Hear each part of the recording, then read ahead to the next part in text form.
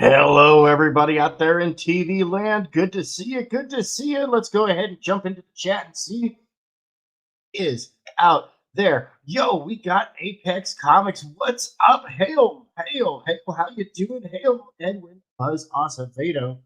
Man, amazing people out there. Hall Deer with the Marty Wrench. That's right. Oh, yeah. Rising Comic. Yeah, buddy.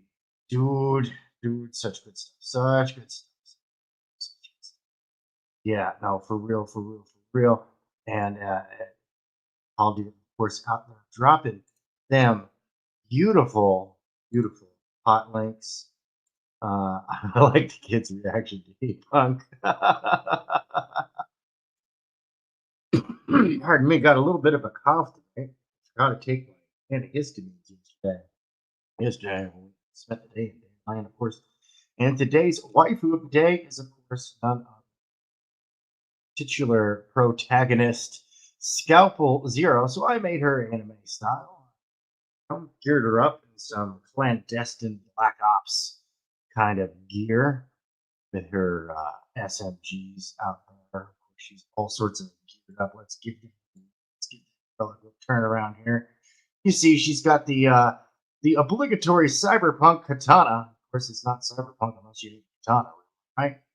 And of course, you know, the overpowered uh, combat rifle with what appears to be, I don't know, that's like a flamethrower attachment or something. Or maybe it's a multi-optic piece, or it's a grenade launcher.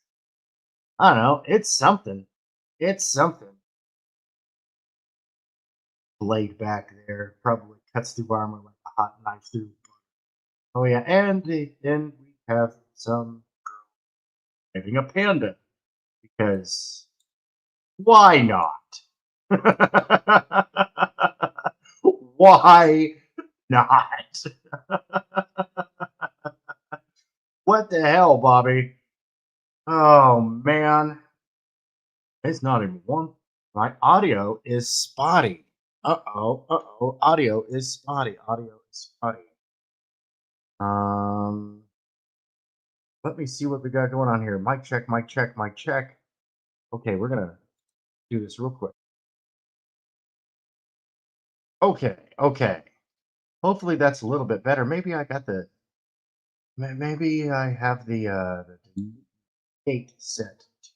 I I generally set it high as to avoid um the clicks and blips.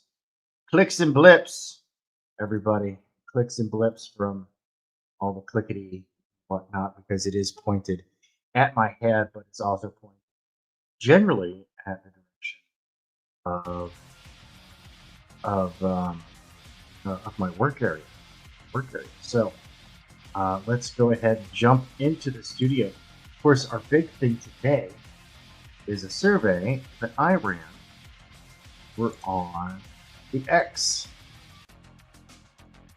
So, yeah. All right. Mike, this does the goggles to do nothing.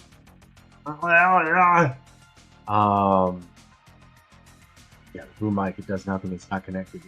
I actually have mic on boom right up there, right out of shot. See, I've got a good boom mic operator. As I'm looking at what I'm supposed to do, and of course, I'm running a sale. I've got my PayPal down below because, well, bills, my office bills are due, household bills, stuff like that. Bought a whole bunch of. I mean, the kids got whole new wardrobes again this weekend, which is great. But this pays for itself. This is what we're doing here. Pays for itself. So I've got these Nexus sketch cards. They're 2x5 on 80-pound acid-free index cards. Not bad. They're a little thin for my taste, these cards, but they say they're out, which is a medium weight. Right?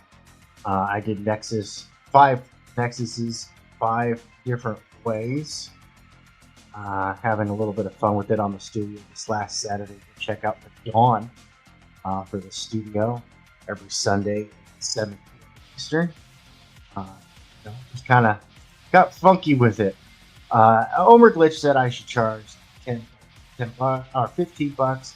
I said 10, but you know what? Sling and its use. U.S. domestic shipping automatic prices. So this lady that is for sale.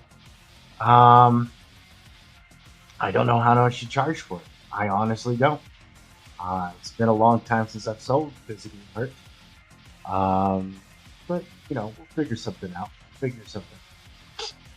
So, I was. But let's get on to. Let me share this thing. So. We'll go ahead and jump over to my X. Let me share the screen. We're going to present. Share screen.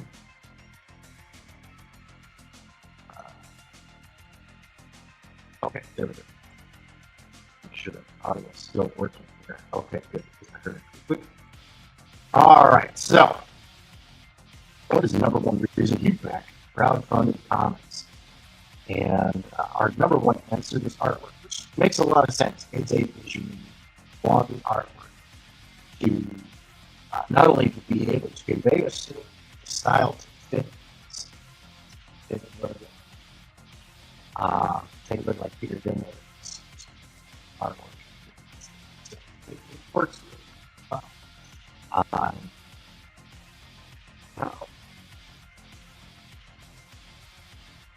Okay, there we go. Oh my goodness. Just having all sorts of technical issues today, aren't I? Let's go double check, make sure that I've got things. All sorts of whatever. I still can. I fooled you all. I am actually the one in charge. Let me fix that. I might have been up to some shenanigans. Okay. Yeah, the audio is a little bit spotty now that I can see it back. What is tuning in from what's tuning in? Hello. Okay. What is that? Okay. Trying this again. My goodness, is it not a Monday? Yeah, so I think let's see here. Let's see what I can do to fix this. See if I can get this aimed a little bit better. I'm gonna get up there and do that, and then point that direction. The mic might shot. Hello. Okay. Mike might be in the shot. The sensitivity's turned down so.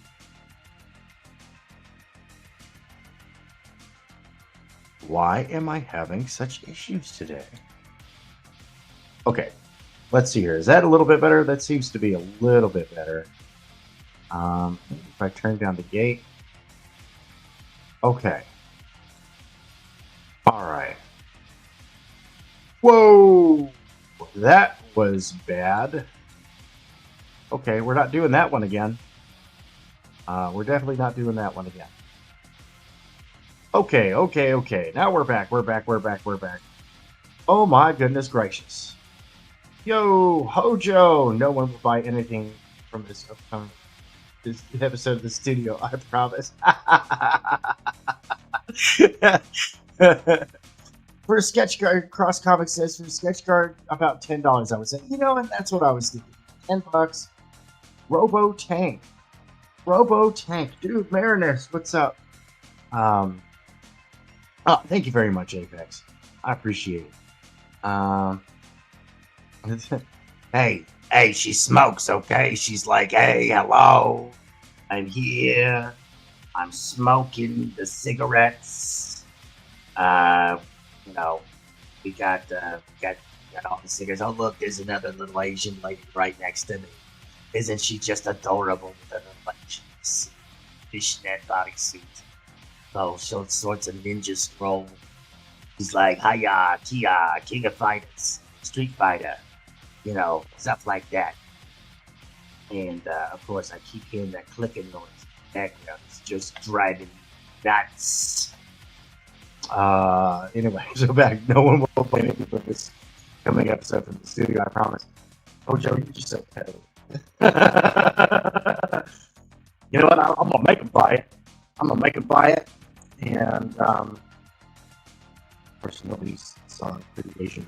There we go. It's pretty bird. Look, now that's the point. I like it a lot. No, man, I'm gonna shove it in their hands and I'm gonna empty their wallet. That's what I want to do. I'm gonna make them buy it. I've been trying to build up a repository.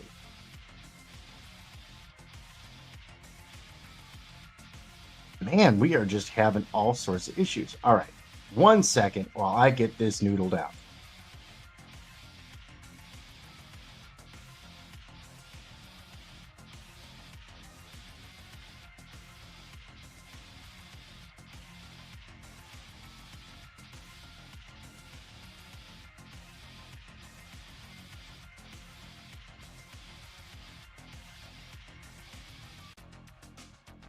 Okay, hopefully that's a little bit better. I just restarted my voice meter. It's an interesting program. Virtual audio board and it's donationware. So I paid $10. I ain't complaining.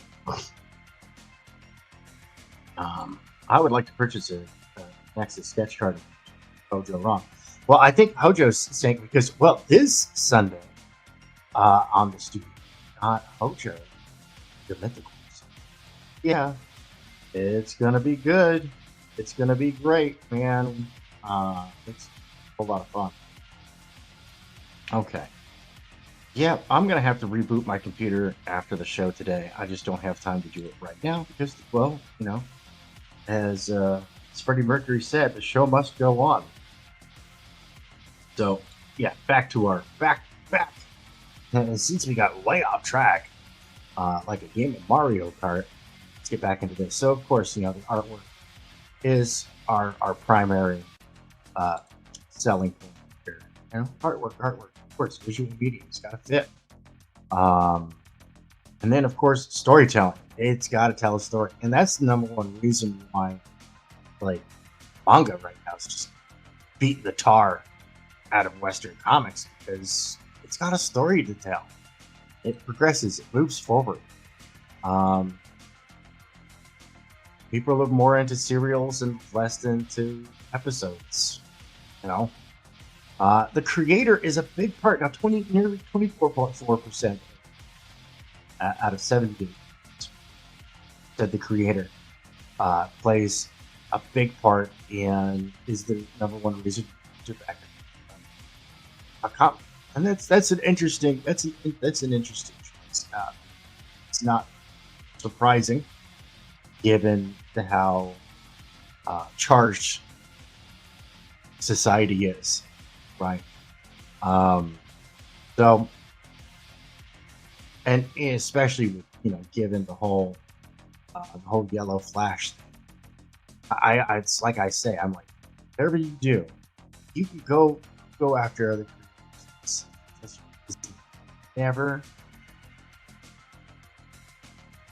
Never go after the fans. I've got a loose wire or something out there. And it is driving me nuts. Something is causing us to reboot. Might be OBS. Might be something. Whatever. And then, of course, the smallest number one reason why people back a book is because of the genre. Right? They're looking for a specific type of thing. Capes and tights, science fiction, fantasy,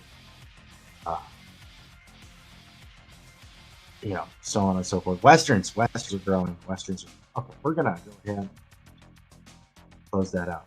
It's an interesting, not unsurprising. I actually honestly expected the creator to outweigh storytelling given the results I've seen and the books I've read.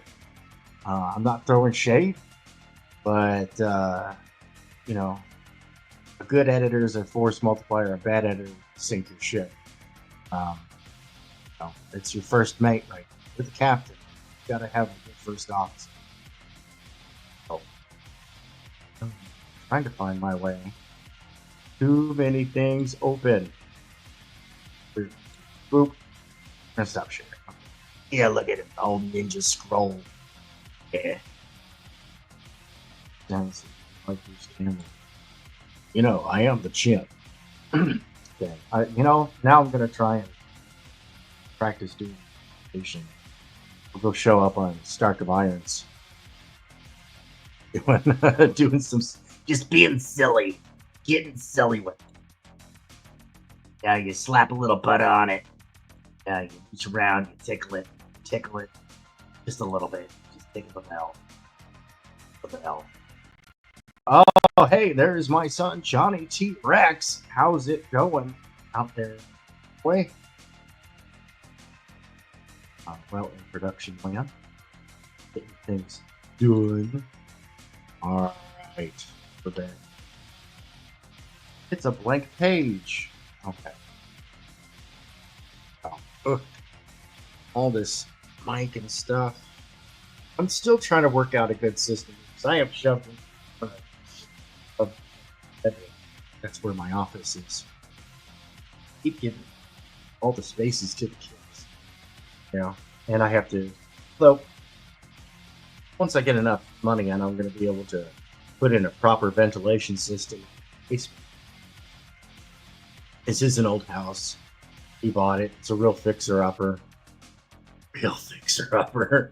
But for the price, we're not complaining.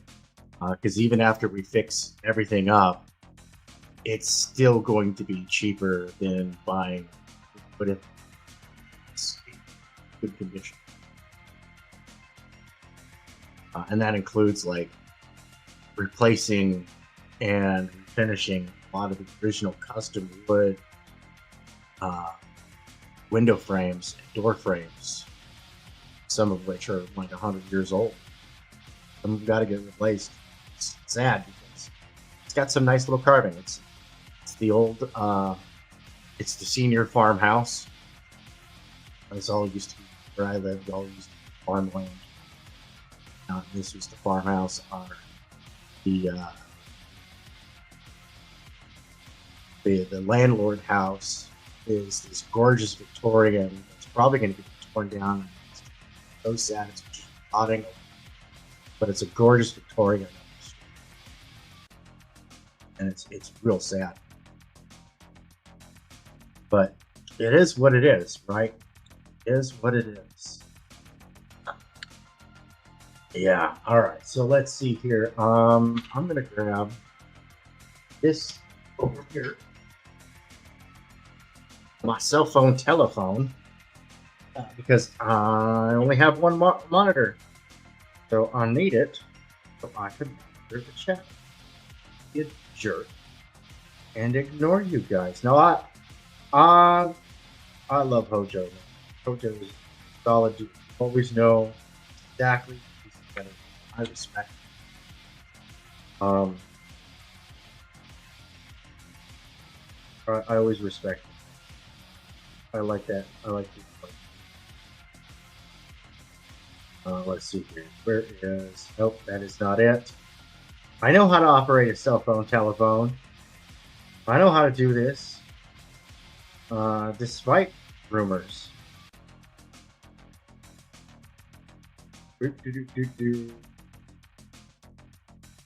Apex likes Hojo too. Yeah, he's a solid dude. And really delivers solid product. Absolutely. Okay, now that I've got the chat open, set all messages so that way YouTube doesn't try and hide. I think, of course, you know, there's a setting, but how would I do that? It makes sense. It's disgusting. Common sense. Maybe. Just click the button. Maybe.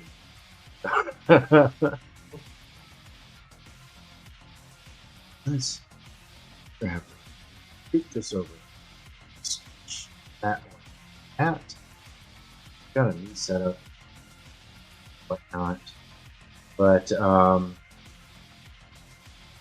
yeah, so spread, if y'all could do a good solid thing, spread the word. Have a do you have a commission slot open? I currently have no commissions on board. I am working books. I'm working on Apex Predator, and I'm working on Revenant right now. So I'm not open for sequentials because as soon as those are done, I've got 2 other projects lined up that are top secret, and that's including the continuing Skillful Zero series. We've got Apex Predator that's coming out in EDGEPUNK Magazine number 3. So go get your hands on EDGEPUNK Magazine 2. 200 pages. Over 200 pages of entertainment. It's got all sorts of stuff. And it's even got like a nifty little RPG and immersive setting. It's so cyberpunk. It's so very cyberpunk. It really dialed it up to 11. Like the website is like a lot of the stuff is written in delete. Which, you're over the age of 40 and under the age of 30, probably don't understand. Apex Predator meets Fembat in 2030, dude. Now at the end, now I'm trying to move the story, the plot line along, but Scalpel 21 will be given the boot from my universe. Scalpel 21 will be given from my universe because in universe she's gonna die. She'll die.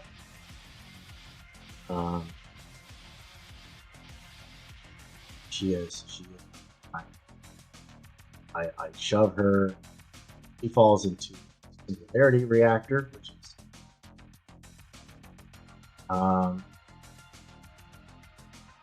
and that's now in my universe. Hero exists. That's it. You're kaput. You know, like that's all she wrote. But in the world of comic books, that's just a cheap excuse to kick her out. It's not the multiverse, the omniverse. That's all. So that way, we have a good proxy for Scalpel Zero to have adventures with. So the personality is different. 21 is much more amenable and easier to deal with than Zero. Just to be fair. So here's what I'm doing here. I'm just whipping up quick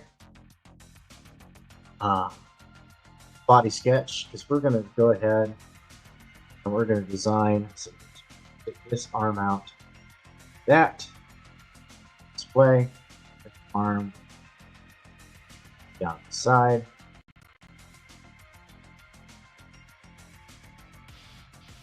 Zero is not like Neon Revenant display.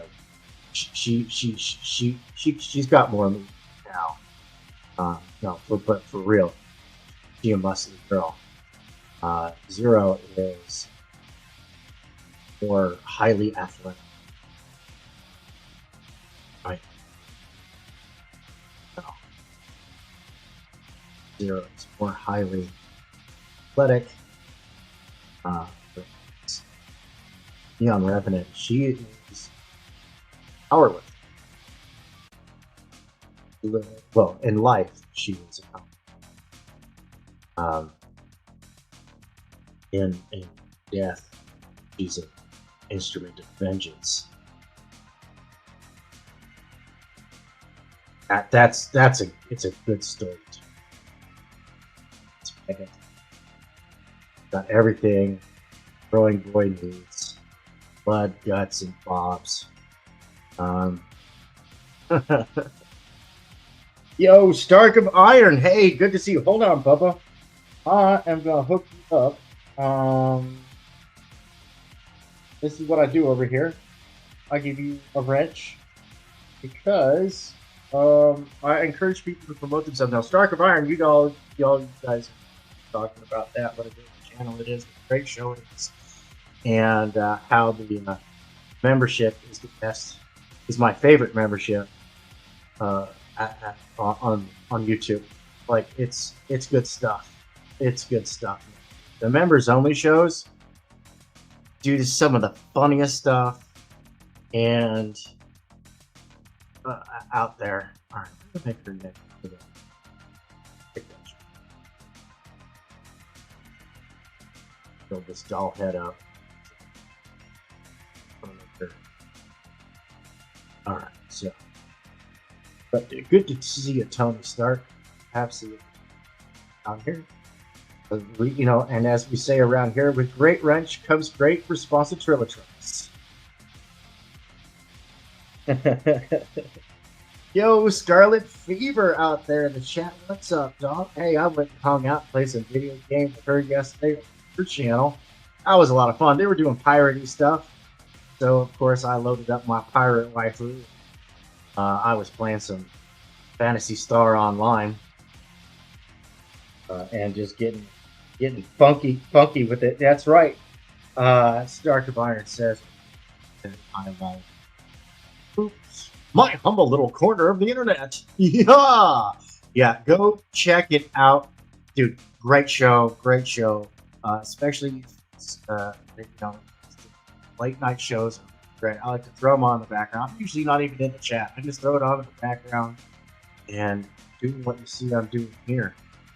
I get in the studio and I get to working. So, okay, we're gonna straighten her up a little. Kind of, you know, we're working. We're still in blue line pencil. So one hand we're gonna have. So we're gonna just go ahead and play some fingers. All right, and then we're gonna pop the thumb out like an iguanodon, right angle. The other one we're going to ball up into a fist. That is, and this is something I actually, you know, it's really funny. I actually picked this up from,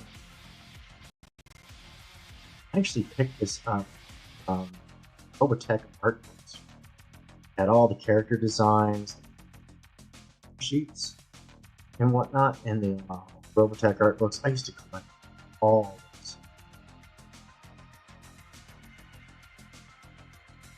Oh, goodness gracious. Oh my. Oh, goodness. It's Pat. I do have a distinct love affair with turnarounds. I'm always bugging creators. I'm like, hey, give me a turnaround. I want to draw your character. Give me a turnaround. Blah blah blah. Blah blah blah blah. So, okay. Here we're gonna get dead. All right.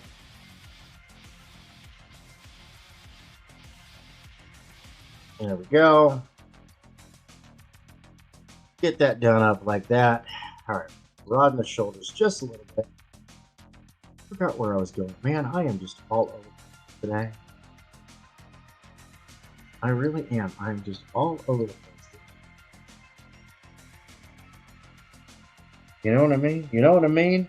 Just all sorts of crazy. All sorts of crazy. All sorts of crazy. All right, and I'm working against time because, as y'all know, I'm currently kids are books. Autopilot part of their great any state. They're not intrusive and to see this. Oh, bring that jaw on. Man jaw. All right. Lady jaw. That's just a heads up to all you AAA game companies. Not to cuss. Try not to cuss. Try to clean up the show. Try to clean it up. Stop being so damn dirty. Disgusting pig. All right. Oh my goodness. I just realized the most horrible thing. I don't have my coffee.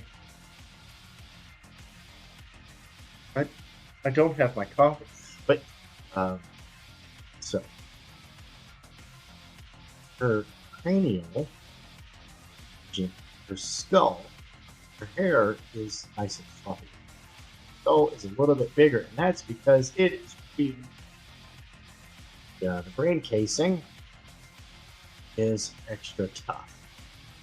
That can stop serious round. Remember, the processor, the computer, is organic. Organic processor. Filter out a little bit. We're working on a new. I was watching a whole bunch of David Finch stuff. Watching some David Finch. Kind of cleaning up my game. Always artists get out there and get your basics. Poke out her shoulders just a little. Here's a muscle. She's a bit messy. Just a bit messy.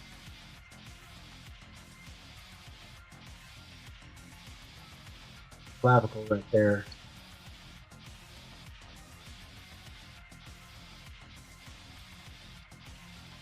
And bring it down. Yeah, so this is the wonders of working. Okay. And I think that's it. I mean, the trapezius does shorten that. So you can have there. Pardon me. Oh, that's the wrong tool. Right, so we'll just draw in standard.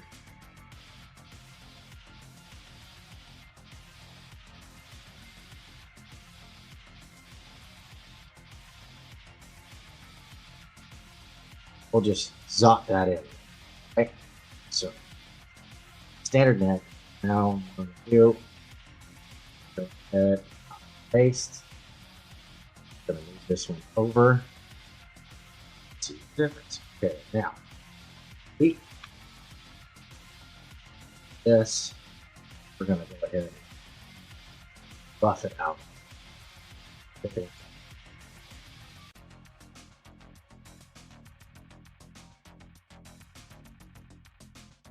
Picking it up there.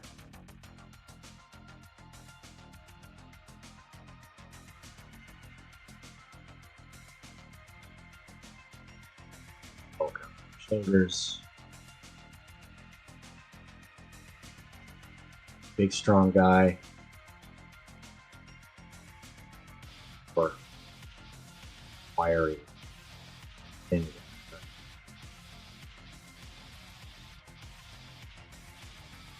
Good news. Same head shape, same smaller muscles, not as big shoulders, but our key points are there. So, and you can see it shortens up the neck. They're the same length. It's like that. Like that whole optical illusion, right? Yep. Oop, oop. Put it down. All right, we'll have these there. So, okay. My horrible thing that's in my way. The optical illusion.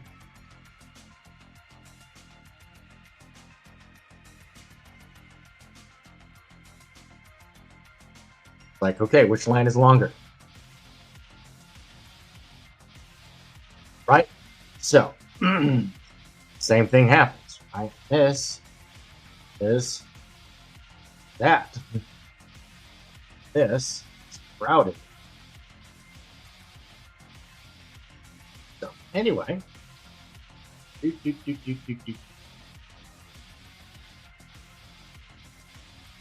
Goodbye, goodbye, goodbye. Yes, yeah, I've had a bunch of people asking me to bring back the digital dojo. What? Oh, we're just gonna we're gonna go ahead and move all of this. Oh,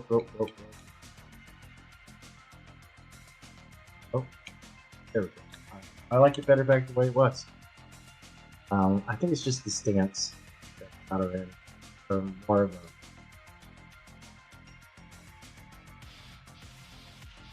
a refined blast. That's fine. Okay, so we do this. Nope, Bullpen. Oh. Copy paste. I'm gonna hit that transform button. Flip it. Hit down the shift key so that stays level. Okay. Then we're going to merge this level down. Get rid of our selection. And we're going to draw through. Alright. Through. Mixing all the stuff. That way, got proper representation. Alright. Now that we're not going to see the face, draw lines like this.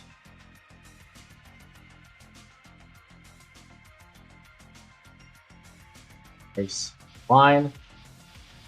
Immediately I thought of Spaceballs. Now, of course, it doesn't work for the legs because I did do standard level. That's okay. Actually, what? Then I'm gonna fix that.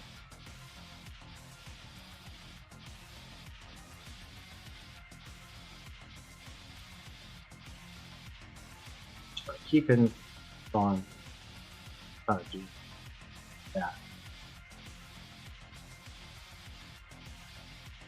Foot is in 3 parts. Foot, kind of like hoof, bridge,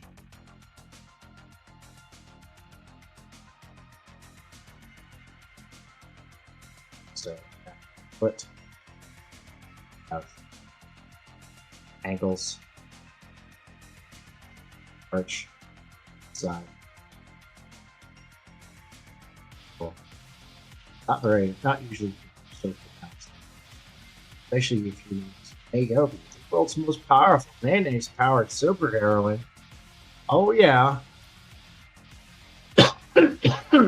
Oh, pardon me. Holy moly, man.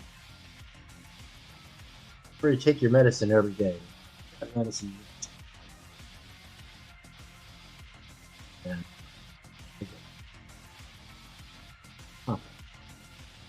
Okay. All right, everybody just saying hello to each other out there in Chatland. In Chatland. Chatland, He-Man.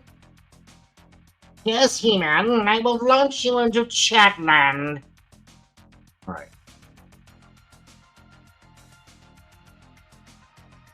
There. This angle, you see extra curvature. Butt talks. Sometimes it just fails. That was if I were to make this fist be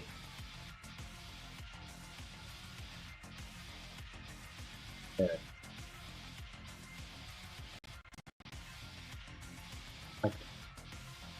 okay.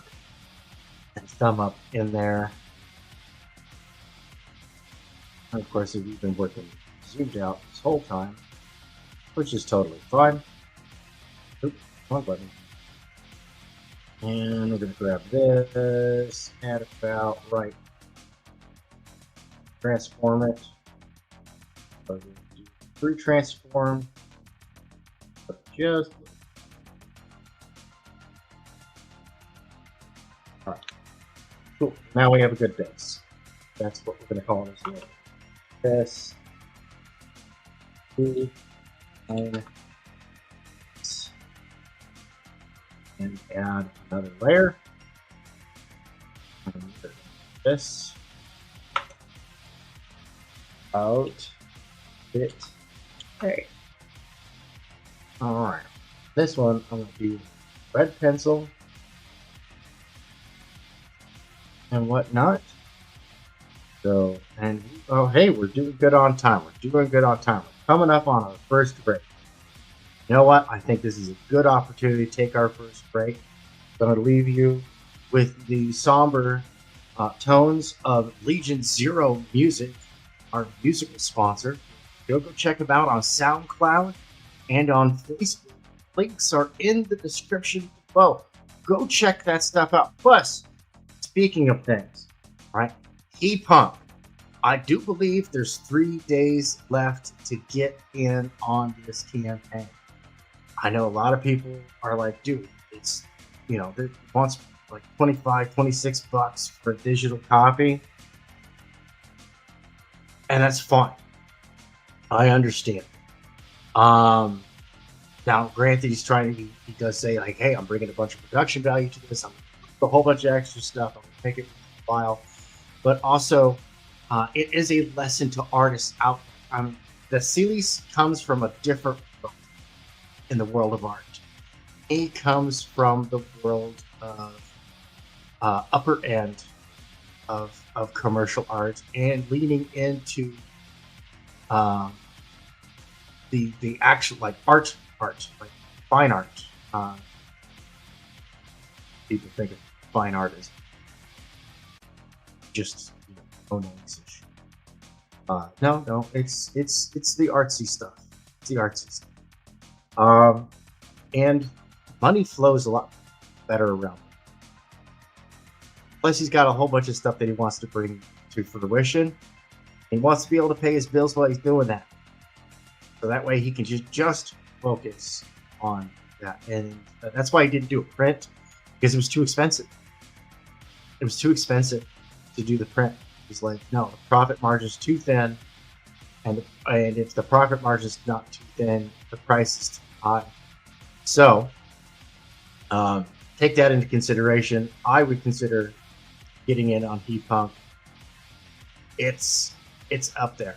It is up there. It's great stuff, in my opinion. My humble opinion. You got 3 days left. Link in the description below on that as well.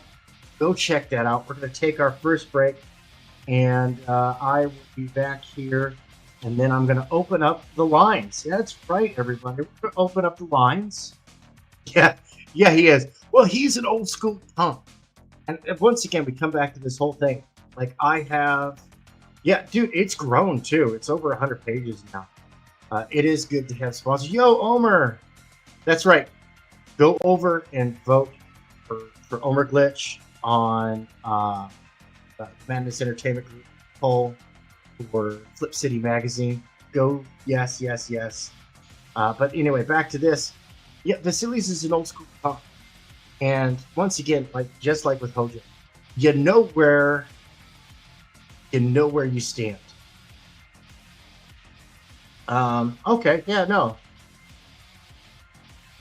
I get where you're coming from. It's like I said, it's a valid opinion.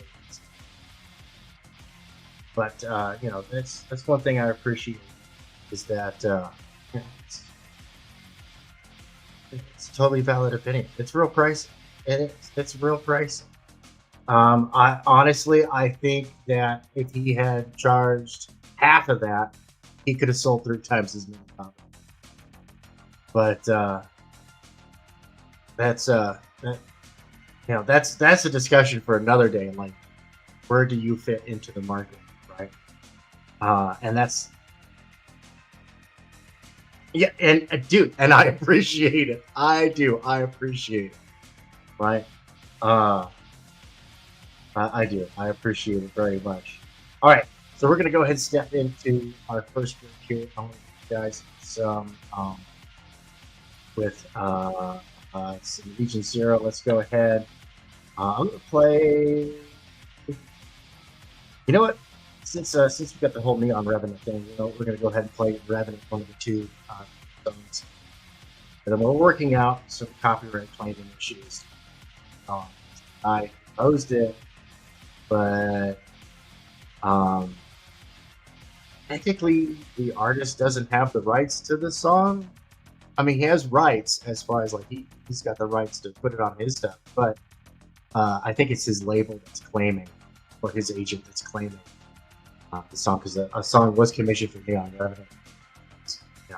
Anyway, the wonderful wide world of copyrights. All right, see you back here in about 10 minutes or so. All right.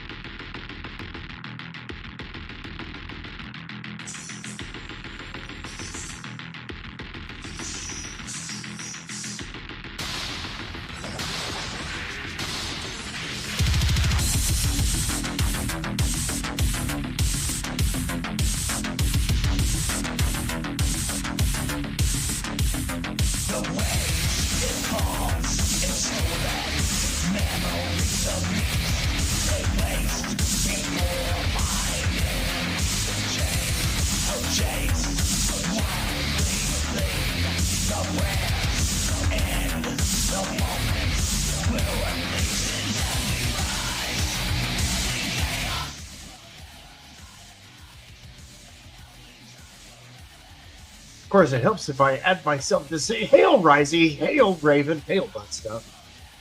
I love that. This, I come back to the desk, I see this, and it makes me super excited, right? Consolidating separate number ones into crowdfund to offer better freight options for backers. So 5 number ones at the same time to huge. Got my interest right there, man. Got my interest. That's right. I'm waiting to print my books when the tariff thing is finished. That tariff thing's going to go on for a minute. How great that China is it's prickly bear. What are you saying? And hello to everybody. So no, oh no, no. Oh man, did we learn what people want? Yes, we did, Dale. We learned that people want artwork. Artwork is the number one selling thing.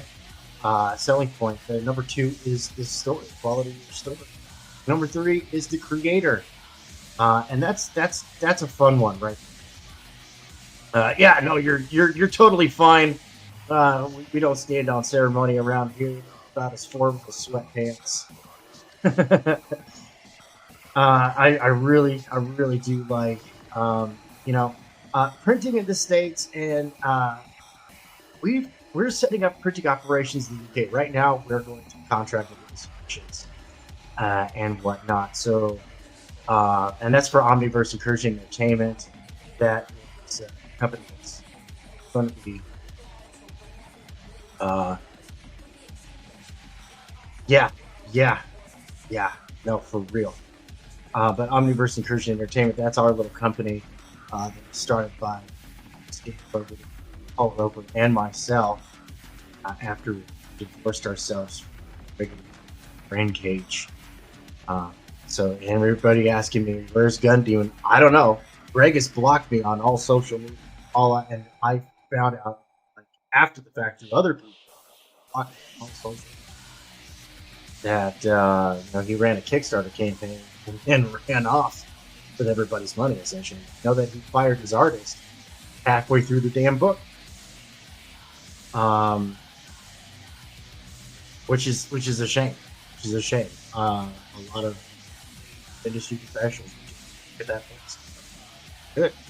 This is indie comic quality. This is good indie comic quality.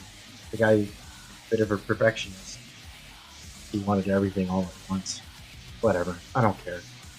But yeah, dude, U.S. business has been skyrocketing. I was taking a look at the remote control drone market here in the States. Like, we have exploded production.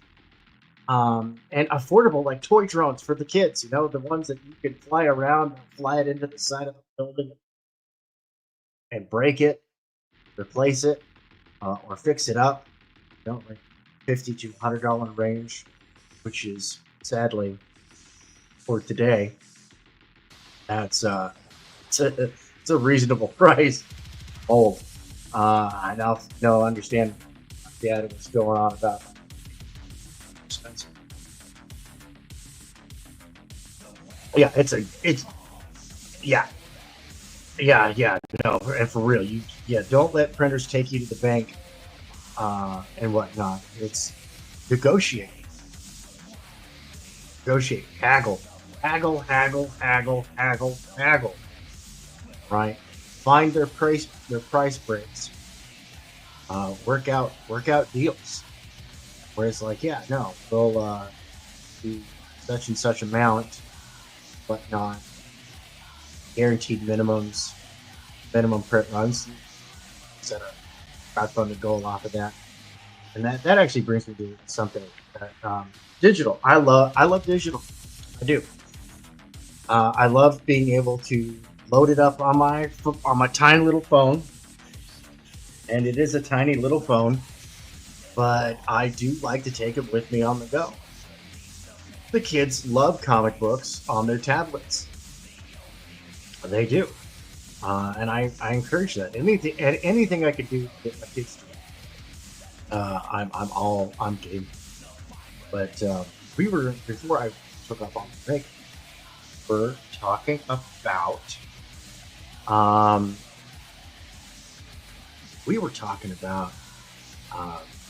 digital comics and the price point thereof. So you're gonna pick up the girls a bit, because that is about pick up the girls. So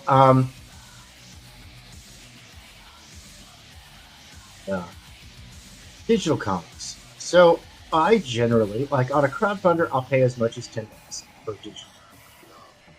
Right? On a digital. And for as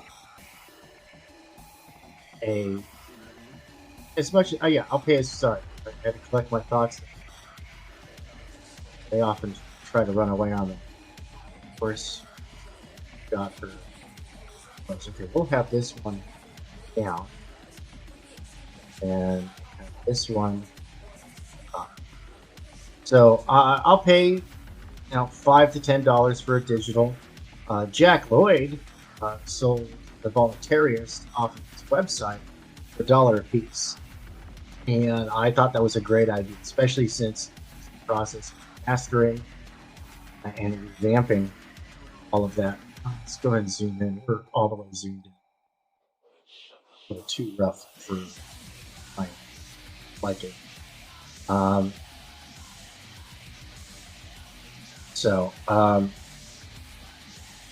And I thought that was absolutely. And I bought issues 1 through 5, the Voluntarist. I enjoyed it. And part of what I enjoyed about it was watching the art and the writing improve over time. I do enjoy watching the creator's hero's journey, right? I do enjoy that, but so with her, she's gonna have wetsuit on this side. Come down. Yeah. More of a we'll cut it back. Anyway, yeah. So where I was saying the price points as far as all of that stuff goes. I think $5 to $10 on a crowdfunded campaign. And of course, never undervalue yourself. Sell it for what you get for it. I do feel that if Vasilis had priced his more in the range of, like, say he charged like half, say it's like $13, right? $26 and getting courage. So if he had charged, say, $13, then I'm not even finished drawing it. I think he could have tripled his sales, to be honest. I think he could have. If he had sold it for $10, he could have quadrupled his sale numbers. So, or I should say, I think if he charged like $10, it would have sold a lot. This kind of comes into the armpit. Right there is a wetsuit. At our volume, right? So cut back, and down on her gloves, and she wears these gloves. They're meant for laboratory work. Hydrophobic material, so they are white gloves, always clean.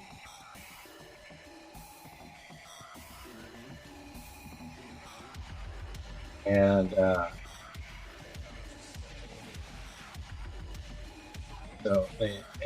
they get destroyed because they are not meant for the field. They are not meant for the rough work that she does, or all the wet works and stuff. So her gloves end up getting destroyed. Luckily, she stole an entire shipment. All right, so we're going to go ahead and put on back here, prototype. Of course, I am going to put big signal, put Wolf's head, which I'm still designing. And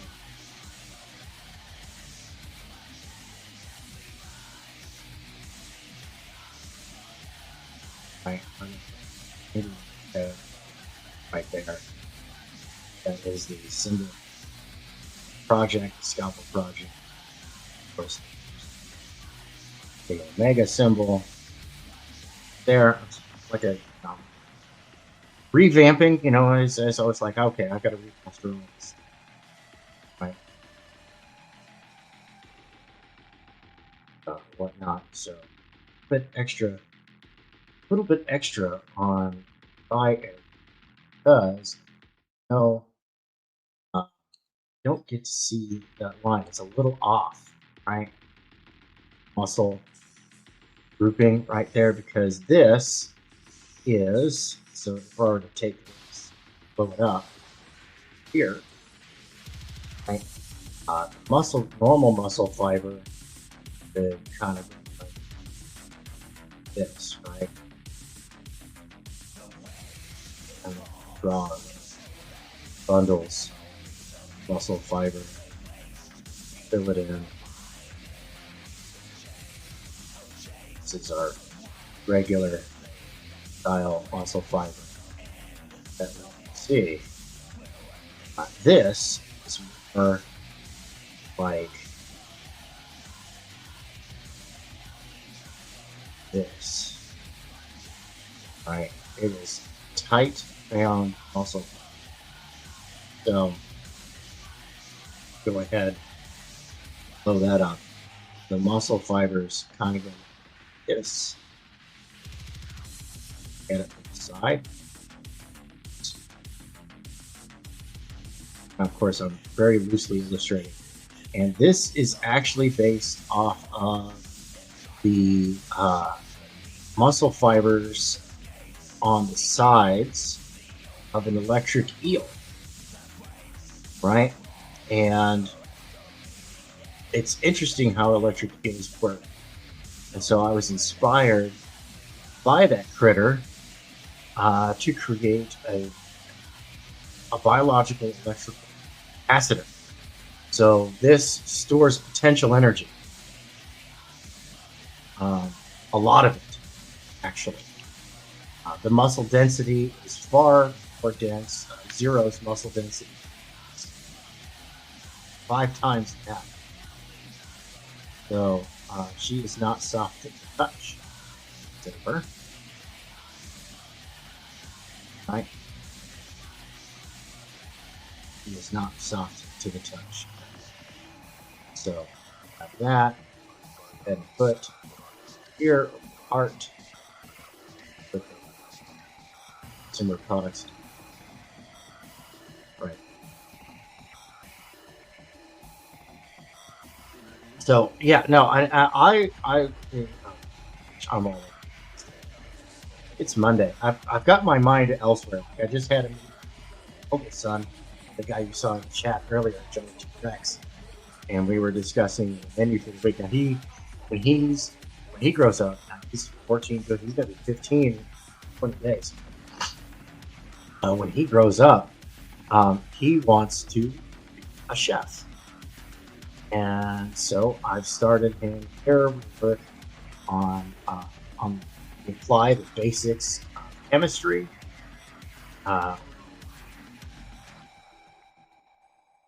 We apply the basics of chemistry. Almost like her lips. Interesting. So I forget this part that goes like this on the lip. So we draw like this part, right there to there, right, and then has deviation downwards. Hers is more flat, less pronounced, right? Goes down,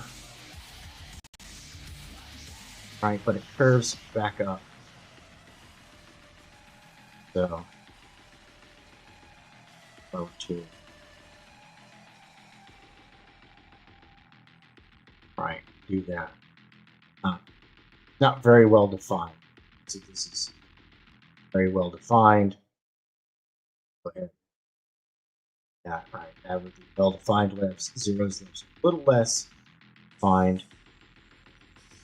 Almost like she's got like a permanent, like, little bit of a cat-like smirk, I guess.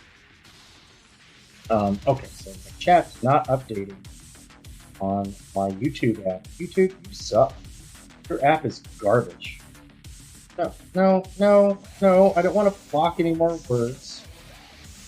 No, we don't do that over here. Generally,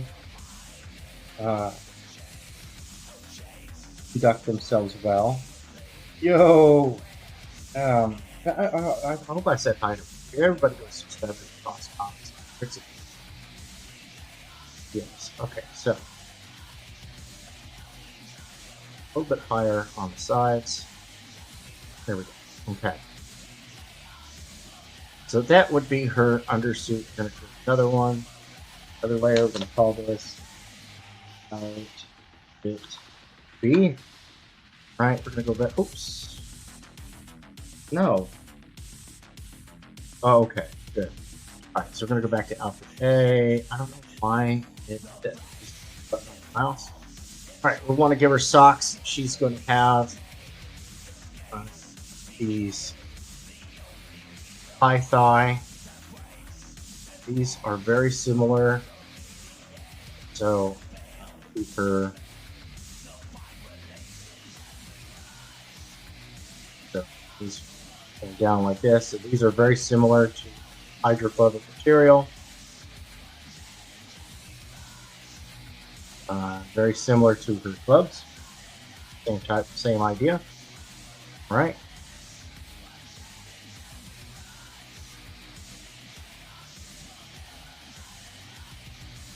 All right, so that, which is great because, you know, when you're go step in something, you don't want it to touch your skin. And like I said, she stole an entire shipment. So, all right. So we'll go ahead, zap these on over here.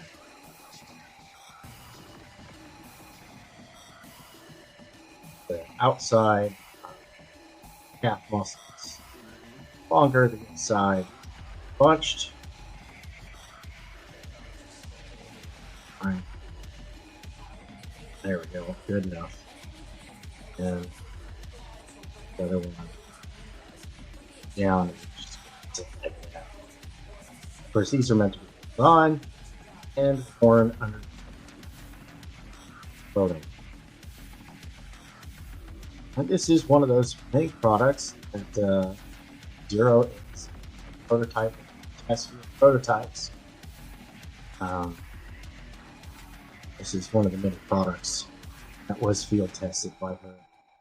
You know, she didn't like it. She stole a bunch.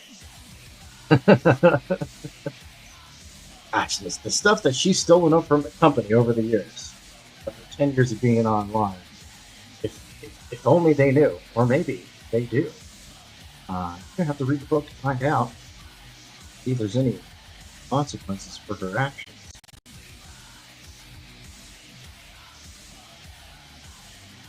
Fingers there, loosey goosey. Is it perfect? No. Is it good? Yeah. But hey, it's good enough. It's not just good; it's good enough. Is this Marilyn Manson? No, sir. This is Legion Zero. This is some of the latest stuff. I've got new stuff coming soon from the amazing artist. Okay, so boop. All right, cool. So we have we've worked out her underoos, have been done. This it should go higher. I'm looking at it's long layer. Really? Did I oh ha! Of course it can only work in the area. So let's see here. Like this. 3/4 cut. And that's fine. Yeah, it's a 3/4.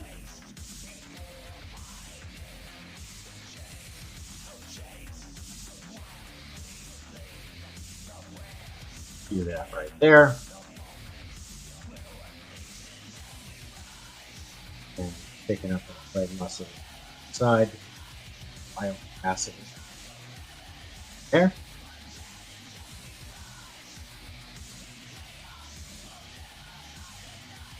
There we go. Drop the link, or yeah, you know what? It is the second hour. Pardon me. And I usually drop the link out there. Right, right, because I do. About. I tell them to jump up here and they can tell me what you're working on. Tell me what you got. All right, so they jump in the COCPIT, the cockpit. Theater, characters, theater, comics, theater own stations. That's right. All right, boom. And then I'm going to. Hey, thank you very much, Oliver, for stopping. Zero over on SoundCloud. Go get the stuff. Good. I'm currently in the process of telling about face and neck to stuff down. All right, so oh, all right. I'm going to go ahead and select this whole wheel there. Hold on, we got a boot. Yo, Tim, how you doing, bud? I am doing great. How is Melvin coming along? Page 22 is being worked on as we speak. Oh, beautiful! I love to hear that. Love to hear that. And I think I do have sketched out the storyboard for page 23, but I haven't sent this in yet. Okay. I'm gonna grab that. We're gonna go ahead and shove it off to the side. Yeah, I was talking about my philosophy. I find myself having a different philosophy than most people here on here, because most of my philosophy is based on kind of like watching a lot of documentaries about hardcore punk. How about how they went promoting themselves, and it didn't seem really much about the money as it was trying to make a record and touring. Right. Because they didn't think that they were going to make an impact as much as they ended up doing anyway. Oh yeah, no, and that's absolutely true. So my philosophy is build the audience first, like all these bands did, touring relentlessly for years, and then worry about the money. Right. Well, and profit is I always say profit is a product of a product well developed. Yeah. Well, I mean, most of the money they made went back into promotion, so they did have sold out shows, but it wasn't like they still had to do the hard work. It's like Rollins said, he had to. They were out there cutting through the jungle. Now, decades later, it's an 8-lane highway and it's gleaming and up the code. So yeah. So that's where my mind is. I don't think I'm gonna be like a superstar or something. I'm not putting in the work, but who knows what will be decades from now. Well, and it's just got to put it out there. You've got to market it. Yep. And hope for the best. Really. And not be afraid to think outside the box. Oh, you definitely have to think outside the box. Yeah. Kind of have to be an individual. Yeah. Although I do like some good classic. I word is so tainted. Tropish type of stuff. How do you mean? What is it? Russ, comic book black belt. I love the Atlantean, and it's straight up. It's straight up Conan. I've seen that. That's actually really well done. Yeah, dude, and it's like, it's so great, and it, and Conan, was it Conan goes public domain? What next week, something like that? I thought it already was public domain. No. Some of Howard's earlier work is public domain as it is. But Conan is not. All right, so and add some wrinkles there. Clothing.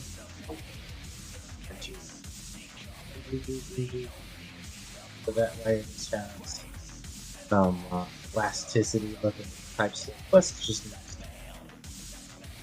This is the Under Armour shirt that Zero's going to be wearing. This is dressed appropriately. She's not a Capes and Tights character. So, PlungeCast says that May 5th is, I guess that's today. It's National Cartoonist Day. dude, heck yeah, man. That's way cool for the cartooning. Let's see, let me go ahead and read this out loud. Started. There we go.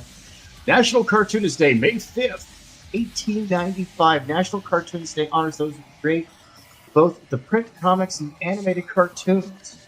May 5th is National Cartoonist Day, a worldwide celebration of cartoonists, and the National Cartoonist Society declared the date in 1990 to support for cartooning industry and to recognize the impact that they have had on society.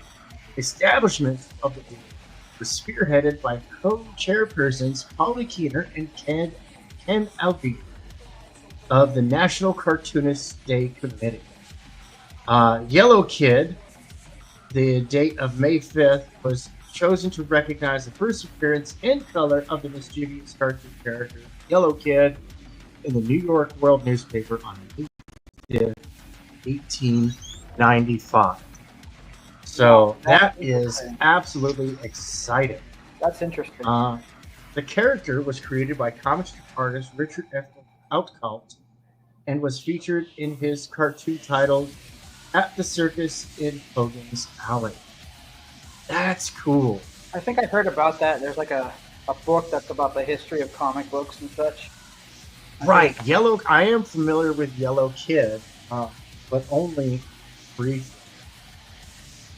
So we're going to grab a Yellow Kid image. Yeah, that's the one that I know all too well because, yeah. Here we go. And of course, oh, come on now. Yeah, I can't show that one. I swear nope, can't show that one. I swear to God that singer sounds just like Marilyn Manson. It's freaking me out. Oh, dude, he's been singing it out, man. You should, if you can contact him, and you should request him to do a Manson cover and see how it sounds. Let's see here. I mean, even Risey thought that was Manson. Right, yeah. No, he's gotten like Manson and Skinny Puppy and what? Gosh, a lot of all this stuff. You know, I'm just gonna bring up the classic Yellow Kid picture. So with image a new tab, we're going to copy the image, create new from clipboard. Boop. Here you go. Yeah, that's the image I remember. That's Yellow Kid. That's the famous image. Political cartoon.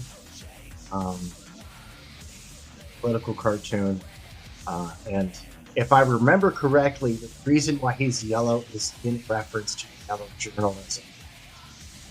Oh, that seems to be pretty relevant to now, don't you think? Yellow journalism is an American tradition because remember, the Boston Massacre was, you know, kind of just like an accident. And it really wasn't a massacre. Not a whole lot of people died, considering firearms were involved. But it was one of those tense situations that got out of control. But thanks to American journalism, it was a battle cry. Yep. So, is what it is, right? Is what it is. Oh no, that's my homework. This is from Angry Cops.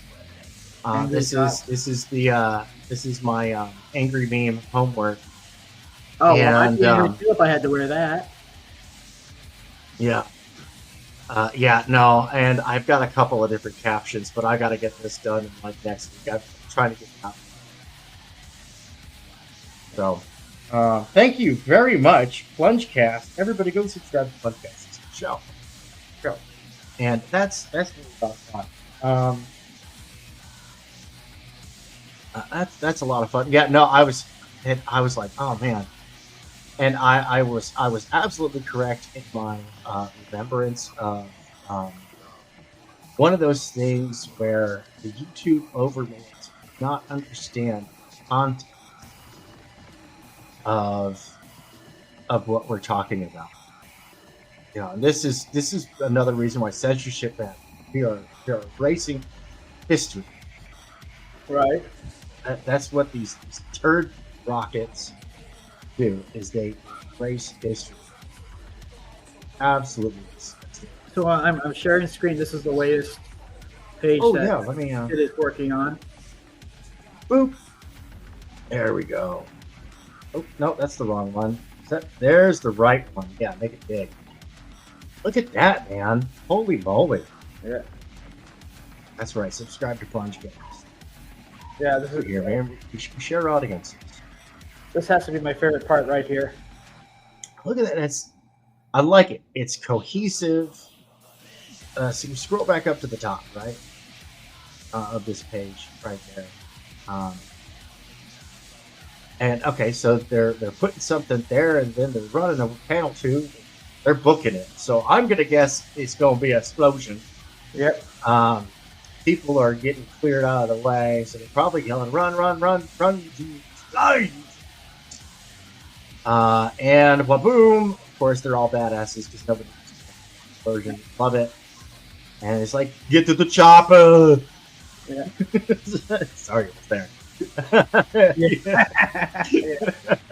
Yeah. And that's a nice shit. I like even like the real rough. Your artist does nice shit. It's going in. Geometry. That is good stuff, man, dude. Yeah. Like, folks. And you know, honestly, I'm telling you, y'all sleeping on this guy. And I tell you, I came across he posted online his resume, right? And I did not know this until last year. Mm-hmm. But he'd done 2 issues of Superman, and I think he worked on a little bit of like a Nightwing.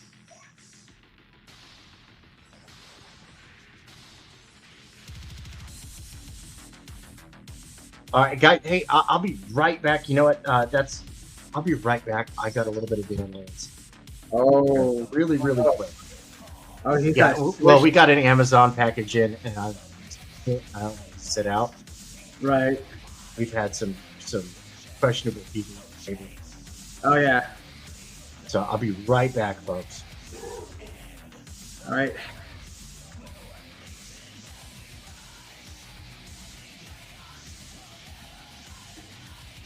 So it's just me, folks. Deal with it.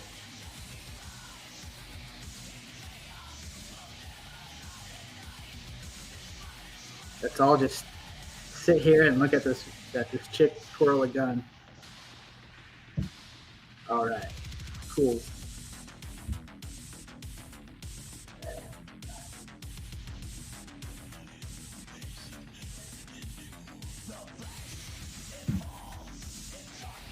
So how's the chat doing? Anybody care to chat?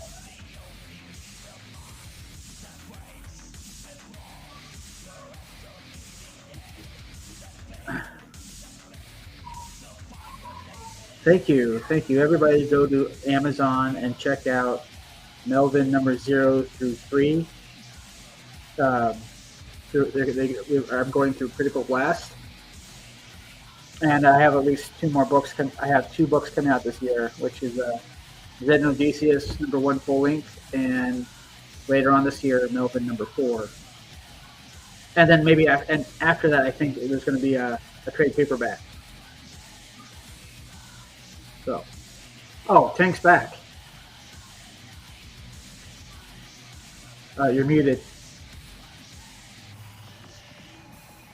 Thanks for the heads up. Anyway, I was saying, that's really exciting, man. You know, I've got Scalpel Zero coming out in EDGEPUNK Magazine number 3. And I'm very excited to be a part of that project. I really like EDGEPUNK. It's a lot of fun. And I'm interested to see it grow. I want to see if I can get a 1-page story in the Battle of the Kangs too. So. Oh, okay. So I'm gonna give Sid a little extra to do a 1-page comic. Dude, yeah. Oh, that sounds like a great idea. Okay, so. And I gotta check with that bookstore because I sent a bookstore in Caldwell a link to all those books on Amazon. So, Nice. All right, so we're gonna this one. Trying to get my book in the bookstores. We're gonna label this one Jungle.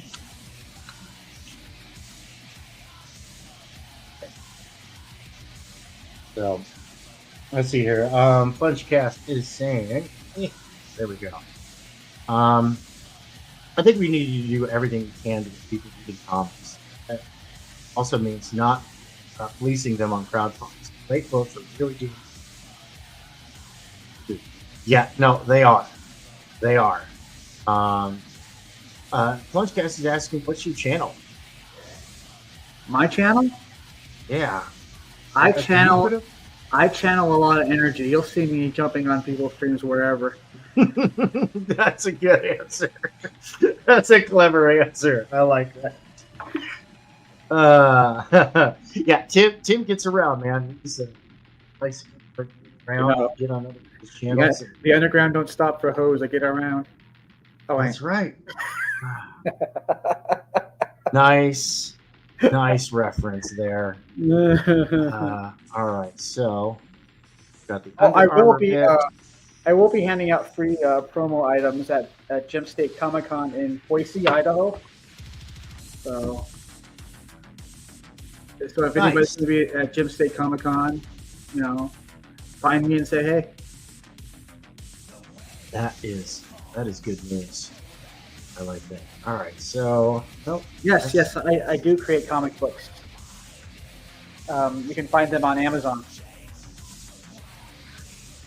That is good news. That is belt line right about top of the hip bone, and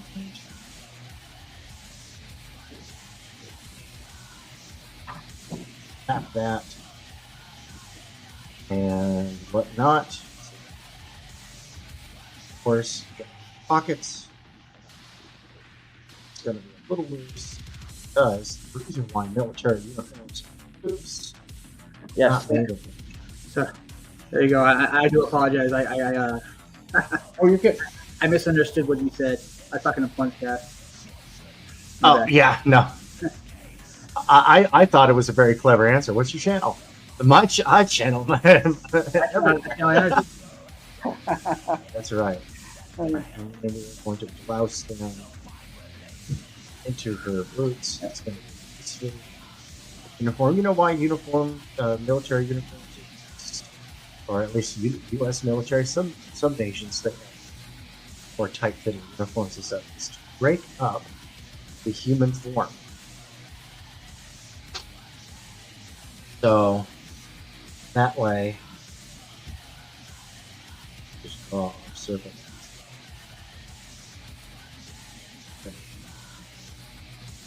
Break up leg a little, so it kind of breaks up the shape. Put pouches there. We're going to put 2 pouches. Side pouch, forward facing side pouch, side facing. For this night, and it's really funny.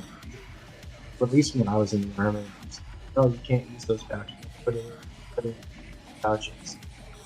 Man, you hit the combat zone, them pouches. They got all sorts of stuff in them. When Rob Liefeld drew pouches, maybe it didn't make any sense why they were there, but you thought that's awesome. Yeah, well, pouches are kind of cool, but at the same time, in Jawbreakers, I loved Knife Hands because they're like, man, why you got all those pouches and stuff? And he's like, he opens them up and it's full of doubloons. And he's like, for all the gold you're gonna find on missions, of course, duh. I was like, Rob. What about Rob Liefeld's character, the pouch? Yeah. I've seen. Oh man, I've also seen like all the AI renditions of the Rob Liefeld pouch characters and people's artwork of the pouch characters. Shit. That stuff's just. It's We great. should take out the piss of people criticizing him for not drawing feet and have no feet. Right? He should just draw pouches where his feet should be. Just he doesn't have any feet. He's like floating or something. Right? Just get like little pointy legs. So we're gonna go ahead. I think they kind of. Pouches. I think they kind of made a joke in that Deadpool Wolverine movie, though. You know, I think they did. I'm gonna go watch that movie. Oh, you need to. That is. I also watched. It was good. Yeah, it was actually good. Yeah. Another good Wolverine movie is The Wolverine. That one was. I had flashbacks to like the late '80s, early '90s Wolverine. That one. Yeah, you know, I don't recall that one. I've been meaning to do like a watch through, but right now, next thing that I'm going to watch. Let me check here. I've got it queued up. Those Who Hunt Elves. Oh. I saw that Thunderbolts movie. That one was pretty good. I like that one. Yeah, I'm.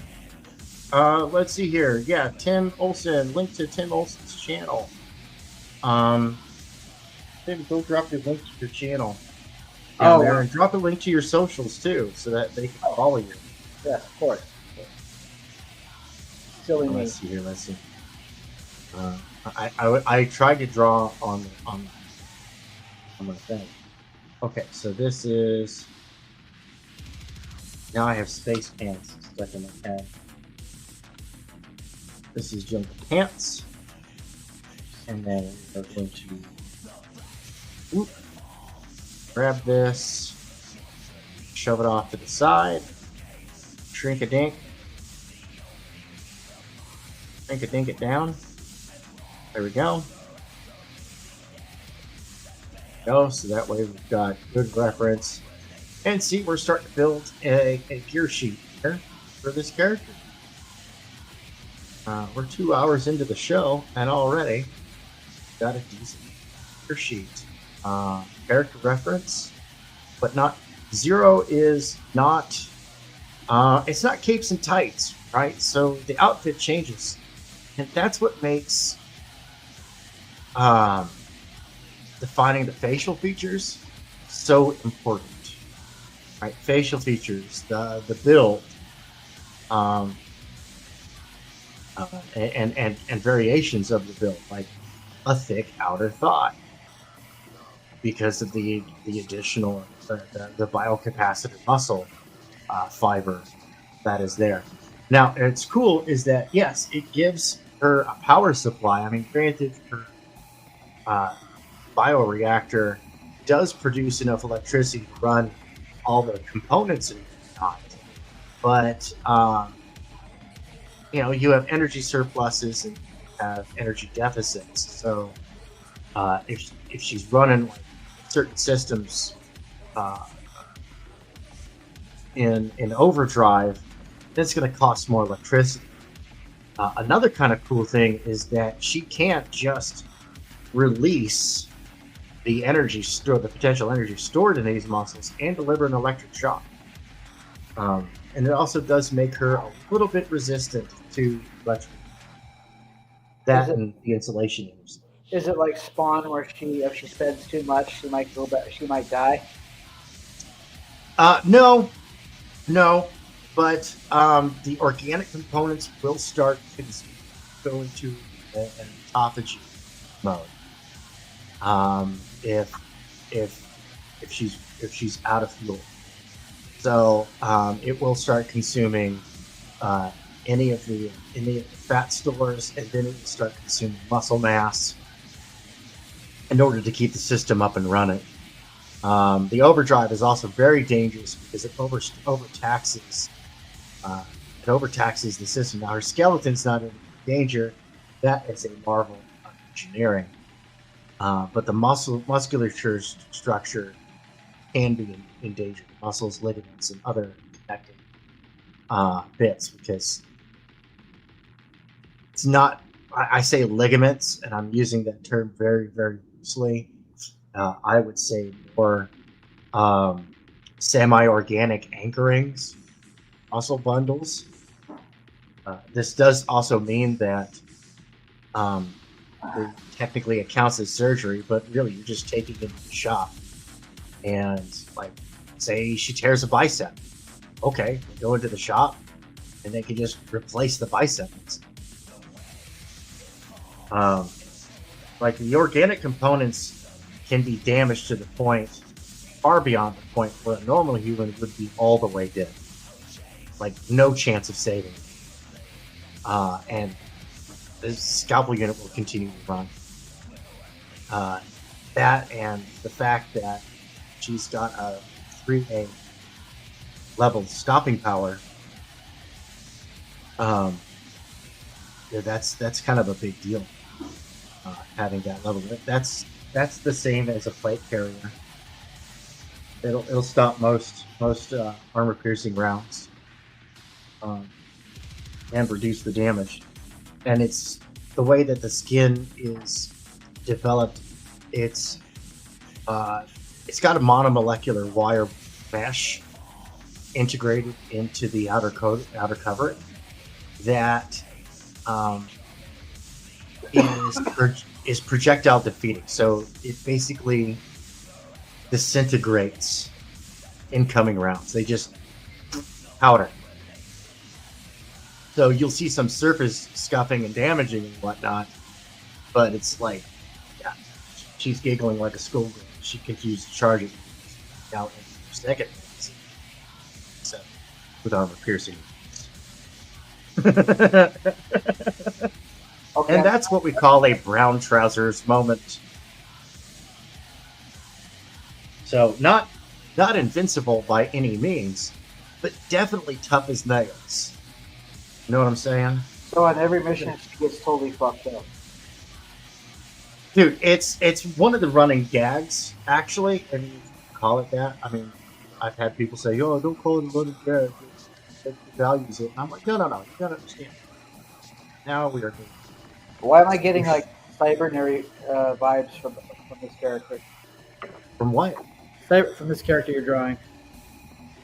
Cyber what? You've never seen Cybernary? That was the other book on the opposite side of Deathblow #1. You flip it over and there's another book. Oh, I don't even remember that, man. I have no idea. The second issue is like just metal as all hell. Yeah, no, I didn't. Yeah, no, I have no idea. I've had a lot of people draw a lot of parallels. Some creators. No, it's totally original. Man, there ain't nothing original. So we have that bird plate right here, essentially a plate carriers. The reference bobs. It squishes everything down. Have the kidney plating there. Cover kidneys, and we have abdominal protective fabric thing. And it's nice. Easy. There. Pop that there. Okay, cool. And draw armholes. Right. Draw around to the back. Down here in the back a little bit. Draw some lines. No, but that sounds cool. Yeah, I really honestly, gosh, I don't call it as much as I want to. Because I loved Deathblow. I remember Deathblow pretty decently. Well, I mean, Deathblow was the first few issues were like, I think, a flip book. So you had to flip it around. And then yeah. Yeah, I kind of remember that. Not too well. All right, so again, I'm going to put the latch fastening system here on the side. I might have to thing of the armor here.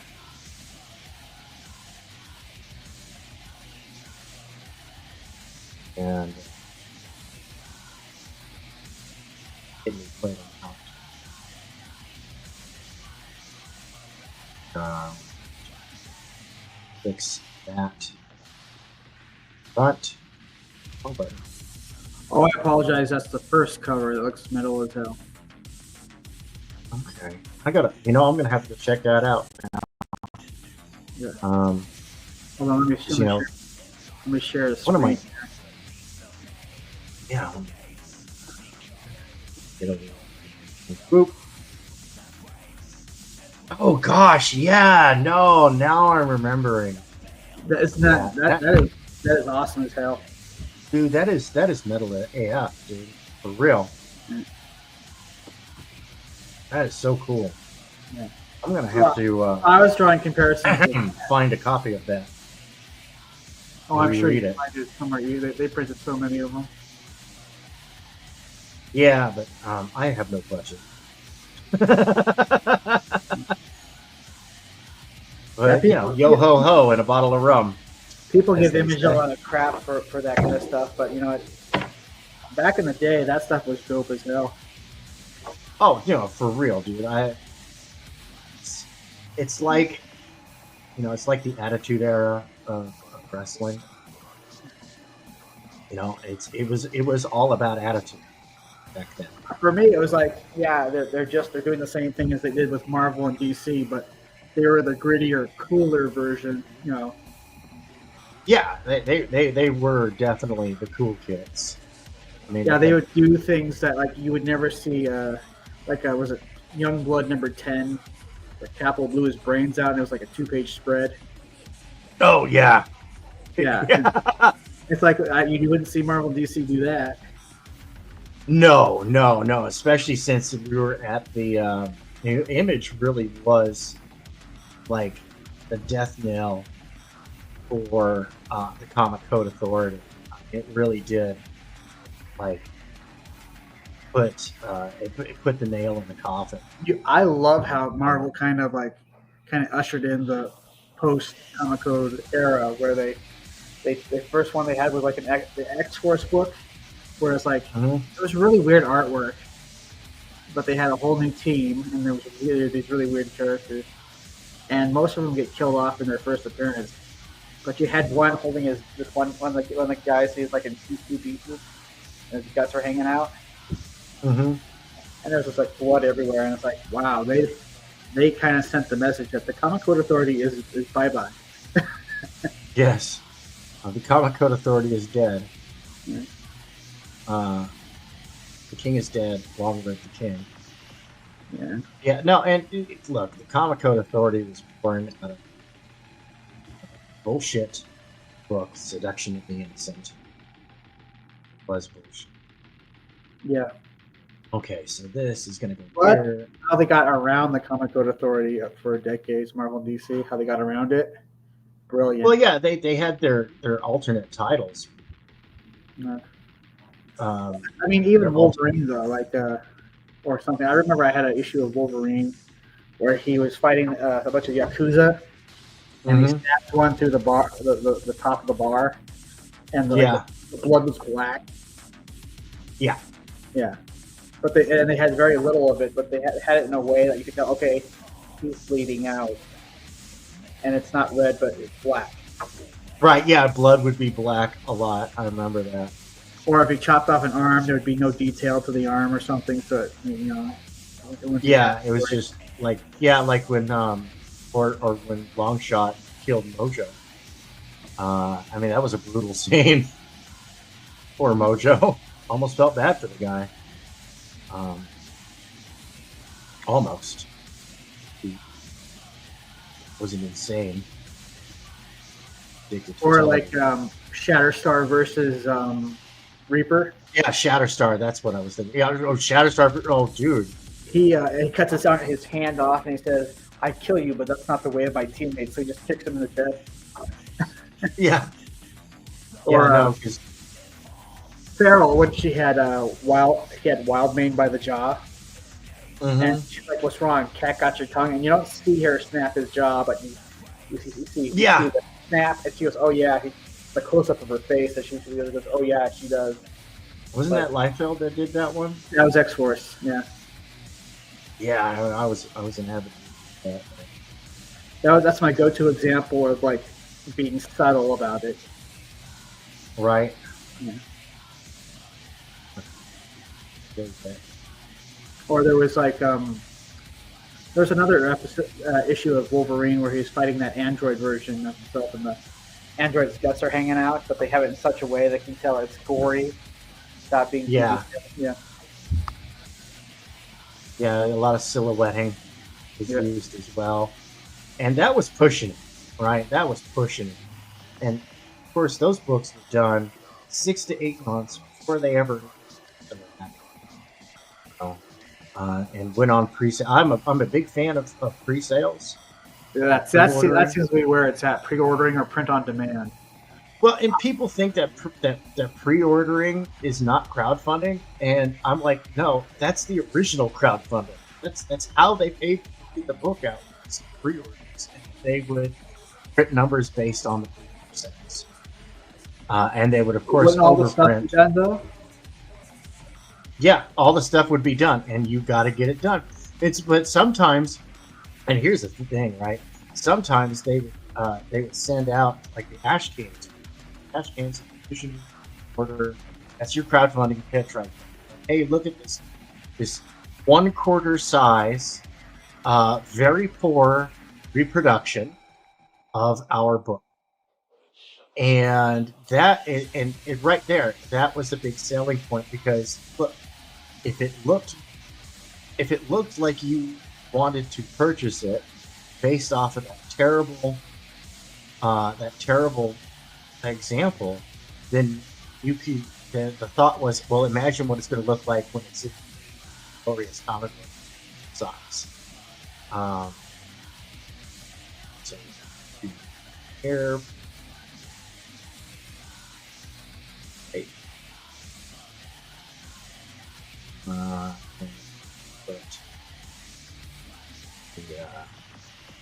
put the logo.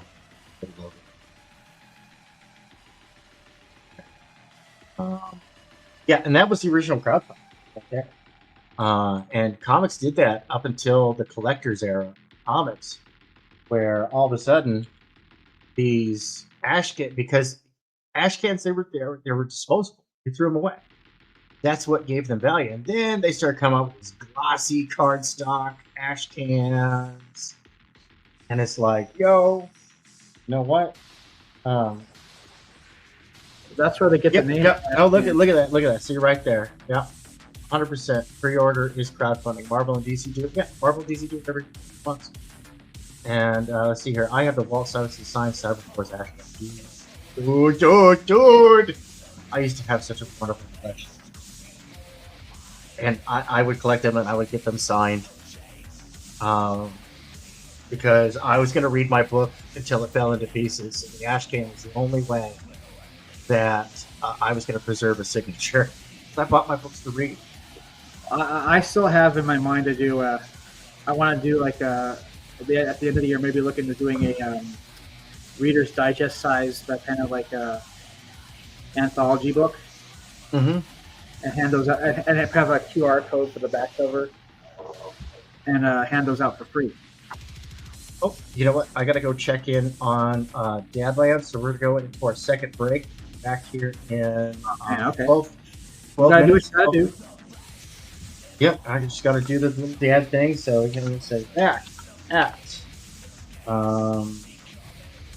4:20, so Eastern, and or that would be 8:20. Greenwich Mean Time, because I do have a decent European audience. I love my European audience, and that's one of the reasons why I was like, dude, you know what? We're setting up production in UK, Oh yeah. and Hmm? Say again? I said, oh yeah. Yeah. We're setting up production in the UK, and so that way, like, one, it costs half as much to ship to the United Kingdom from Australia, half as much. So that doesn't open up the marketplace per se, but it makes it more accessible.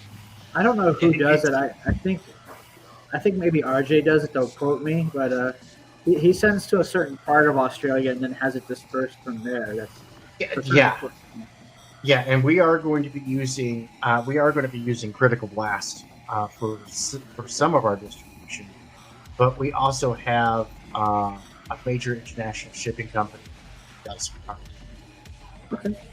I love RJ, and he'll package and fulfill your stuff, and I promote the hell out of him. But he's the man. Yeah, but we've gone a different route in regards to our stuff. A lot of our stuff we're just bringing to market. Like 21 Demons, that's coming out soon. Add up on the Fun My Comic Store. We'll talk about that here in a little bit. I'm gonna go get Dadland stuff. Welcome to hang out until I return, and I'll see all you fine, all you magnificent bastards and bastards. I'll see you. Have a good day, everybody.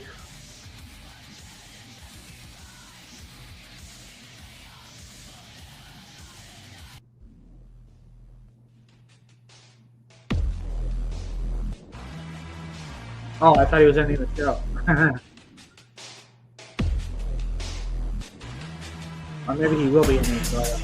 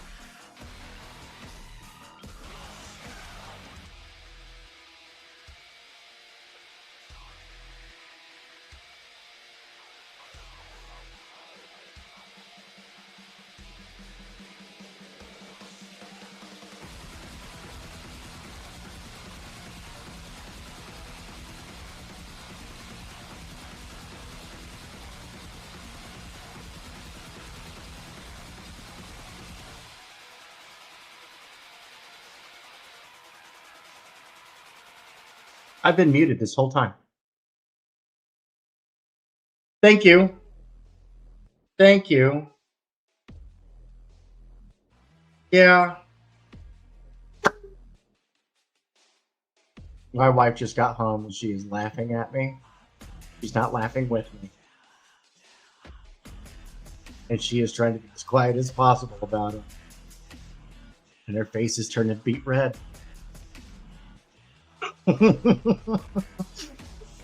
So anyway, as I was saying, $10 for one of these beautiful little sketch cards.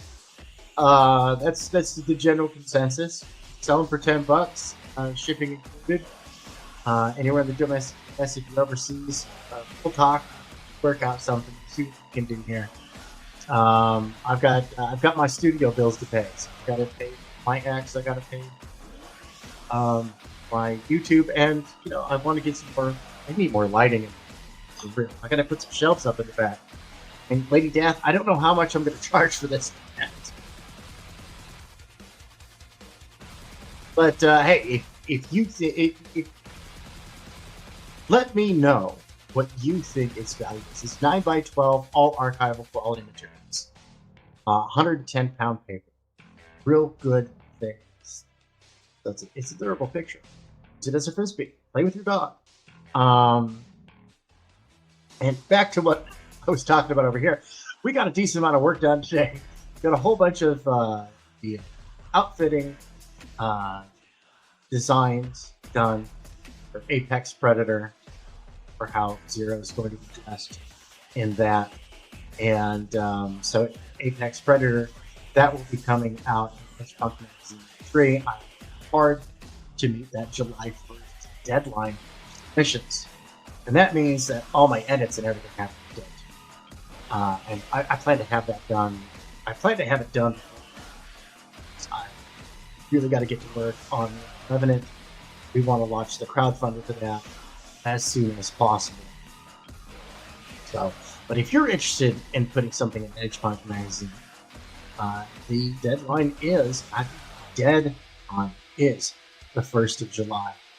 Anything after that will not be considered for issue number 3. That will be considered for issue number 4. So get out there, get your work out there. You don't always have to crowdfund it. Probably get a bigger paycheck for crowdfunding. Get your work out there. Get it published. There are avenues out there. There are people. Go check out Flip City Magazine. They're running a contest right now. And, of course, we're rooting for Overglitch here. Overglitch stands. Hey, Pixel Day, thank you very much for stopping by, bud. Yep, I've got to go do the Dadland thing myself. And, no, that's great. And you missed the Merkmaid Sebastian joke that I had, and I don't even remember it, and it's off the record now. So anyway, folks, I want to thank you all very much. Remember to smash that like button, smash that dislike button, share this out on social media, which I am. Make sure you hit the bell to receive all notifications. Never miss an opportunity to tell me that I am trash. And go head on over to Double Flyer Momentum Comics. Rex Christian coming up here in 13 minutes with the 4 o'clock shadow. Like Eastern time, 5 o'clock shadow, but I guess we're 1,100 episodes in. I don't know. But go check him out. Amazing stuff he's got going on there. And check out Overglitch and Shadowhawk Talks as well, because I don't know. I haven't talked to Rex. I don't know if he's back at the helm yet. But Overglitch and Shadowhawk Talks have been taking turns on hosting the 4 o'clock shadow next to his PC. Gosh, what's the story now? I think he was in Australia fighting for aboriginal rights with a machine gun. I don't know. It's been crazy. Rex went around the world and apparently decided to be full archer. So and I hope he had a good one. And I think that's it. So until next time, everybody, Stay magnificent, all you bastards and bastards.